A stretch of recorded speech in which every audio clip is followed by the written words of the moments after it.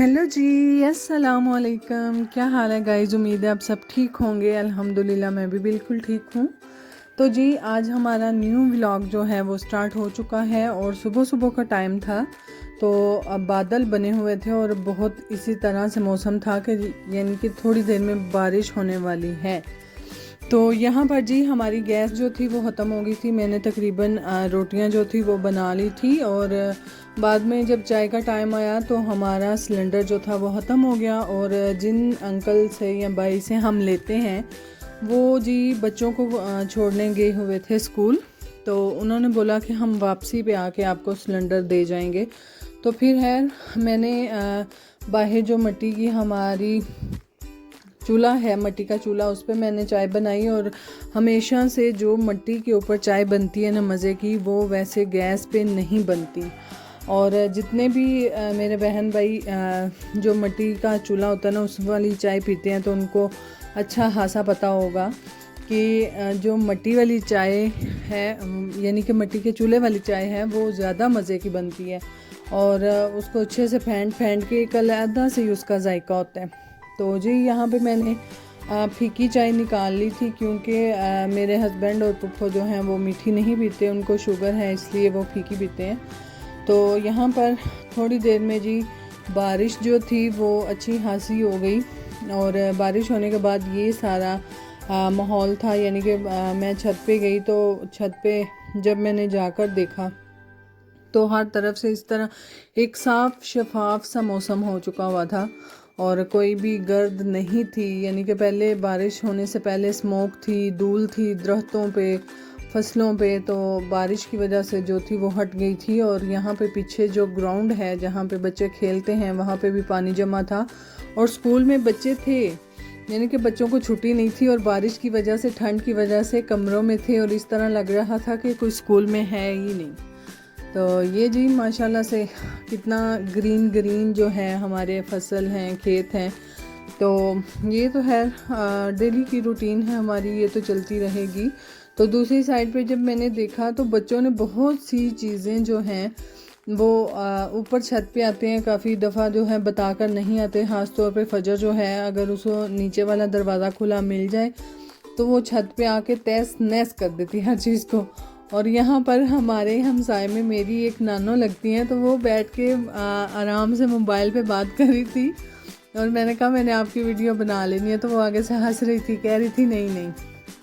तो है यहाँ पे जी हमारे घर के साथ दरबार है और ये बच्चा मैं काफ़ी देर से देख रही थी, कभी इस दरवाज़े पे तो कभी उस दरवाज़े पे ये खेलता जा रहा था।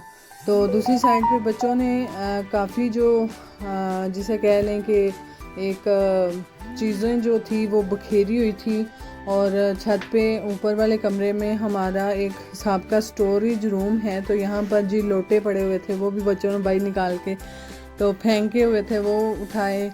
और ऊपर इस तरह की जो चीज़ें बहुत कम इस्तेमाल होती हैं ना हमने वो रखी हुई हैं। और सारी लकड़ियाँ भी आके बच्चे खेलते रहते हैं और फजर तो आके अक्सर जो है ऊपर जो बेसन लगा हुआ है टूटी वो खोल देती है और मोटर चलती रहती है। फिर इसलिए हमें ख्याल रखना पड़ता है कि कहीं जो नीचे वाला दरवाज़ा है वो खुला तो नहीं, तो फिर वो बंद करना पड़ता है। तो यहाँ पर हम गए हुए थे बच्चों की ट्यूशन वाली का पता करने और हमें जो थी वो मिल गई थी और उसने बोला कि आप मंडे से जो है बच्चों को भेज दीजिएगा। और आपको यहाँ पर मैं बताना ये चाह रही थी कि बच्चों को अगर हम घर में पढ़ाना चाहें तो वो कितना आसान हो सकता है। और वो आसान इस तरह से हो सकता है कि मैंने अपने बच्चों से, मैं ज़ाती अपने बच्चों से हिसाब लगाया कि बच्चों को जितना एक एक्टिविटी के तौर पे पढ़ाया जाए या फिर उनके साथ एक खेल खेल में उनको पढ़ाया जाए तो वो ज़्यादा जल्दी समझते हैं या फिर ज़्यादा जल्दी वो पिक कर लेते हैं।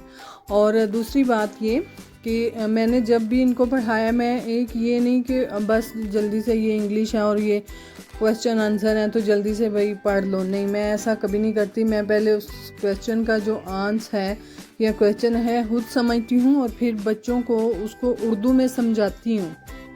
जो मेरा बड़ा बेटा है वो तो अक्सर इस तरह से करता है, वो क्वेश्चन नहीं पढ़ता और जवाब बस वो याद करता रहता है। और मैं कभी अक्सर क्वेश्चन ऊपर नीचे करके पूछूं तो उसे नहीं आते, फिर मैं पहले उसे इजीली वो क्वेश्चन समझाती हूँ उर्दू में और फिर उसको मैं जो हूँ जो उसका जवाब होता है वो याद करवाती हूँ। और इस तरह बच्चे जो हैं जल्दी याद कर लेते हैं। और यहाँ पर फातिमा जो है मुझे आकर अपना पोइम सुना रही थी और चिटिंग कर रही थी। तो मैंने बोला नहीं, आप चिटिंग ना करो, क्योंकि घर के साथ साथ काम भी करने हैं।